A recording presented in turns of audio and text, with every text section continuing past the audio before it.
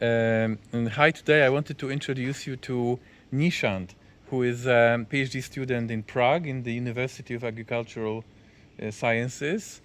And I came here for the conference on Society for Ethnobotany. And Nishanth came from India and is studying Indian holy groves, sacred groves. Yes. Can you tell me more about their existence in India and in the area you study? Where do you do it? Yeah, so my name is Nishanth Gurav, and yes, I'm currently focusing on sacred groves in central India in a state called Chhattisgarh. Now, as you might know, there are sacred groves across India, and what is fascinating about these sacred groves is their composition, their rules, and their biocultural importance to communities changes based on place to place. Let me So, ask you, so the people who have these sacred groves, yeah. are they Hindu or they like local ethnic religions? They are local ethnic tribes, Okay. indigenous people. Okay. But slowly, what is happening is that there is a lot of conversion happening of these local communities. So they are getting, some of them are getting converted into Hinduism and also Christians. Okay. Okay, fantastic. Yeah. So the sacred groves that I'm focusing on comes from a state called Chhattisgarh. It has the highest population of these tribes called the Gond communities. And what I have observed is that each of these communities within their villages, they have sacred groves across different areas, and they have different types of sacred groves. For example, there are sacred groves which are entire mountains are considered as a sacred grove. There are sacred groves which are inside forests, but there is no like a particular border. The border is very gray, so only the communities know where the sacred grove So starts. it's not really marked, yeah? No, the They border is know. not. They know. But they other know. people don't go in there anyway because there's no one there, or are other people allowed to go inside? Other people usually don't go there because only these tribal people live there. The Okay. outsiders are very rare in this. Even when I went there, I realized that these communities in the past were nomadic, but now they are farming, right? So when I visit their farms, it's very interesting. In the middle of the farm, they have a patch of forest. And I Okay. thought that, okay, maybe when they were cutting down forests for agriculture, they stopped when they reached a sacred grove. So you can literally see patches of forest in the middle of farmland because they believe that their ancestral spirits live in these forests. In fact, one of the old women said that it's because it's the garden of my ancestor. So they consider that as the spirit where the spirit hangs out and stays there. You're not allowed to harvest anything from inside. No trees cut? No trees cut, and even I cannot enter. Yeah, there's a picture actually where I cannot enter with my footwear inside. You have to remove your footwear. You can only go inside with the priest of the community, and Okay. also they only go inside when there is a disease in the village or there are some family problems to express their problems to the ancestral deity. And there are specific rituals that these local deities have, and they go to perform What do you these mean, rituals. ladies? Ancestral ladies, like they are real people, or Yes, they considered them as real people.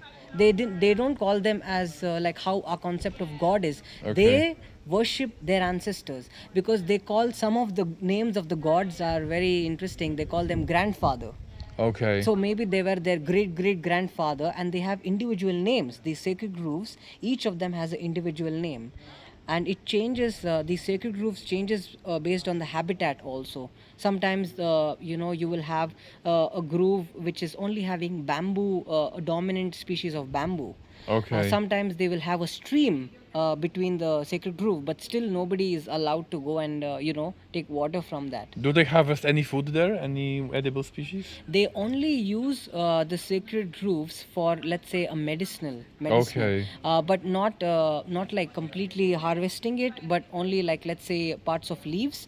And that's why I am pointing this out, is because I found the most rare medicinal tuber as part of my study. It's called Erythrina recipinata, and it was not found in the normal forests which are managed by the government, but I found it in the sacred grove because for the reason that these groves are much better protected by the Okay. communities. Okay. Yeah. So they have different shapes as well. Are they circular or like irregular, or? They are very irregular. It's like amoeba basically. There is Okay. no particular shape for this.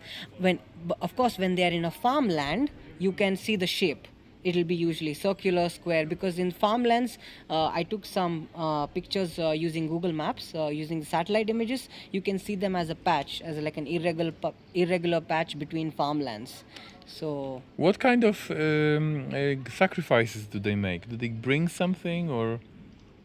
they do animal sacrifices in Okay. these. Usually it's a cow or a hen. So what happens is that sometimes these communities, they have a few wishes, they have some complaints, so they think that when they do this animal sacrifice in the grove, the ancestral spirit will be happy. But what is Okay. interesting is they sacrifice the animal there, but they also eat it inside the grove. They are supposed to eat it only inside. They cannot take the meat of it outside. So they cut it inside, they cook it inside, and they eat it inside, and they go out. Okay. Yeah. And do they use like ribbons or something to decorate the place, or There is skulls, or you could just. I'm using my imagination, to demarcate like symbolism. There are a few stones which are kept inside the sacred grove. There is a main sacred tree where they think the soul of the deity resides.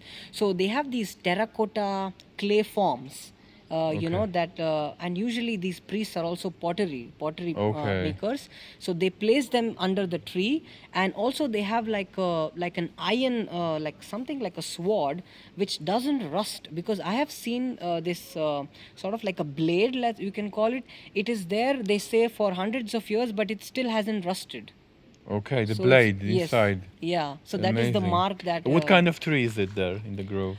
we have, let's say, Shoria robusta, we have Terminalia arjuna, we have a lot of tubers, for example, Dioscorea oppositifolia. No, but the main tree. You said that there's a main tree. The main tree is Shoria robusta. Shoria robusta. Yeah, Okay. yeah. And how many groves did you study? I have, in my study, I have documented around 38 grooves, 38 sacred grooves across 7 villages, because each village has multiple grooves. So, what would be the name of the grove? The idea of grove, it has a name? Yes, it has a name based on the name of the deity, the but god. but is there like one name to name all the groves? How do you ask people, where's the grove? Oh yeah, they call it Devrai, means it's like a garden of the gods. Devrai. Devrai. Devrai. Dev means god. Rai Okay. means forest. So it's called Devrai. And in different in Karnataka, it's called Devarakadu. Same Okay. thing, like Deva means god, Kadu means forest. Yeah. And in the region that I'm going, they call they call Devrai. But I think in a highly populated country like India, these groves are a chance for nature to survive, yeah? Yes, especially They're like with, refuges of nature. yeah, which is what my study is trying to prove, that these are biocultural reserves of biodiversity and cultural, because Yeah. these communities depend on them for their religious purposes and also cultural practices. So, and these villages are also now, there are a lot of cities coming up nearby.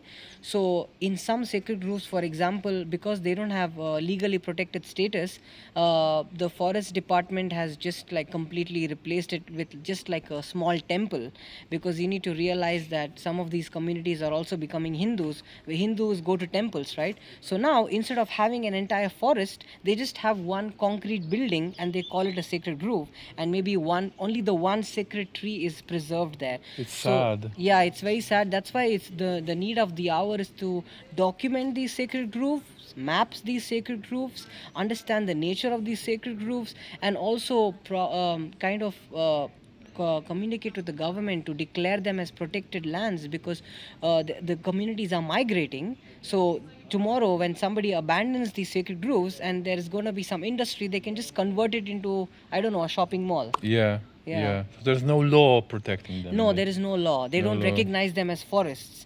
Our study Yeah. is trying to prove that there is better biodiversity in these forests than the Okay. government managed forests. Thank you very much. I hope one day I will visit such a grove. I hope you do. Yes. Thank you. Thank you. So this is your poster? Yes. Yes, with all the contacts and everything.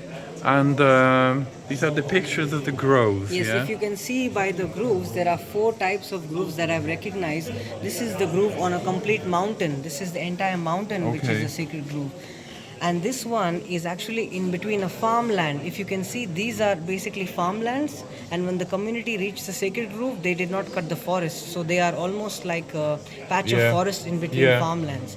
This is a sacred grove which is inside the forests, so they don't have any borders. If you can see, there is no exact, there's a very gray border. Only the community member will know where it is. Okay. And then there are personal sacred groves, which are family sacred groves, which are not completely for community but for personal families to worship. So what I Near found the is, house, yeah? yeah, just behind their house they have Okay. it, and nobody else is allowed inside that apart from the families. Okay. Is it And common, this type?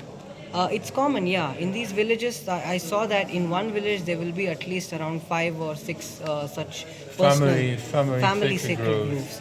And Okay. it's what is interesting is each of these sacred groves are connected to each other, because what these communities believe is that their ancestors reside in this. So they will tell that, oh, he is living here, his brother is living here, her Okay. sister is living here, Okay. and her granddaughter is living here. Okay. So it's like they are all like connected, like a family tree of sacred groves. And you can see here how the area also varies between sacred groves. Okay. The internal ones are 20 to 50 acres. Okay, The mountain awesome. ones 60. Quite big. Still Yeah, quite big, yeah, because yeah. it's an entire mountain, and some Yeah. of it is also like internal forest areas.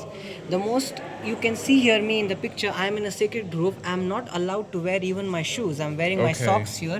If you can see the community member, he's not wearing any shoes, because in the sacred grove it has such strict rules. Is not only can you not harvest anything from there, but you can't even go inside with the shoes on. And he is actually holding the soul of the deity, which is made of terracotta, clay. Okay. And they believe that the soul resides in this, and it is In under a, in a bowl made of terracotta, Yes. yeah? And they put the bowl where? They put the bowl under the sacred tree, which I was in the mentioning before. stones. This is the Shoria robusta tree, and they keep it under, hidden inside the tree. They only take it out when they have some ritual. Okay. And this is the priest, village priest. Okay. This was the species that I found, the medicinal tuber called Erythra recipienta. Okay. And this was the only place where I found it, and it was inside a sacred grove. I did not find it outside the government managed forests. I found Okay. it in multiple sacred groves. So I've also made a list of the bioculturally important plants. So this is just a list of selected ones. In total, I documented around 72 species which are bioculturally important.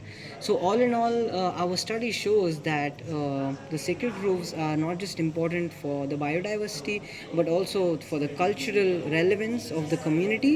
And before they are threatened by external, it should be declared as protected lands, and that's what we hope that this study leads to. Fantastic. Thank you very much. Thank you. Thank you again. Thank you.